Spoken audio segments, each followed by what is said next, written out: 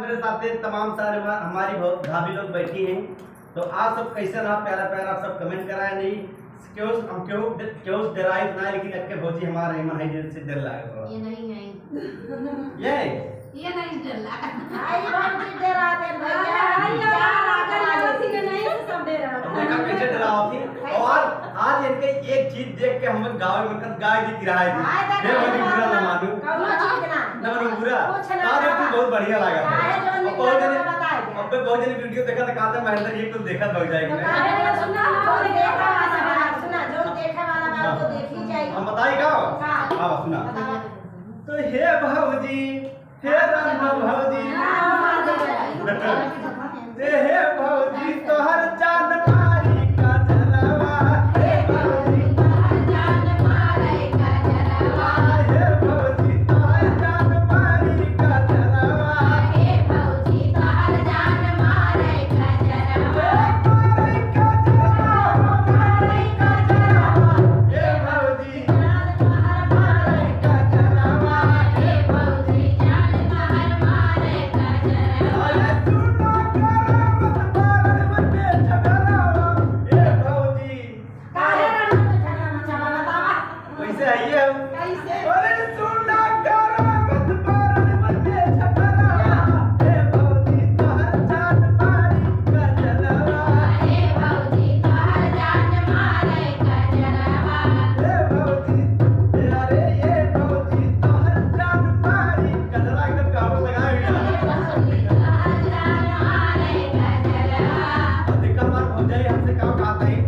अरे कोटैला देवरू कहे तोहर कपरवा, कोटैला देवरू कहे तोहर कपरवा, हे भौजी तोहर जान मारी का जलवा, हे भौजी तोहर जान मारी का जलवा, ये देवरू काहे तोहर फाटैला छतिया देखा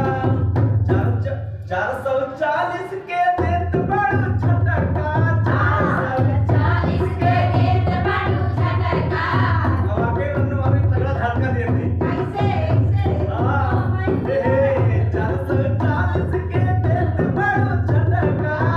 440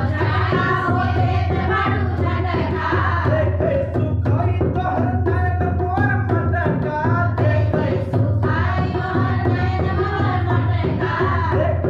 सुखाई तोहर नैन मोर मटका, देखे सुखाई तोहर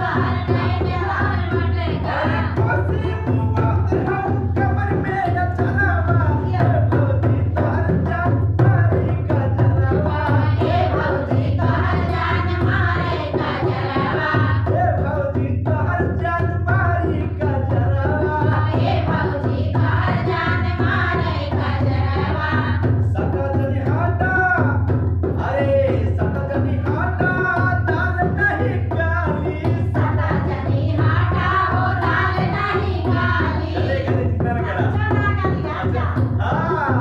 सकजनी हाटा हो दाल नहीं गाली, सकजनी हाटा हो दाल नहीं गाली, ए बगिया के तीर हमरे ऊपर ना चाली, बगिया के तीर हमरे ऊपर ना चाली, ए बगिया के तीर हमरे ऊपर ना चाली, बगिया के तीर हमरे ऊपर ना चाली, गजरा पे हमरे लगावा जन नजरावा, ए भौजी आवेगा हे भौजी तोहर जान मारी का जलवा, हे भौजी जान तोहर मारी का जलवा, हे भौजी जान तोहर मारी पीला गमचा। अच्छा ये सुना एक चीज कह दी सिया भौजी, काहे रसिया यही एक लाइन और बा, कैसे अरे बा बटर रसगुल्ला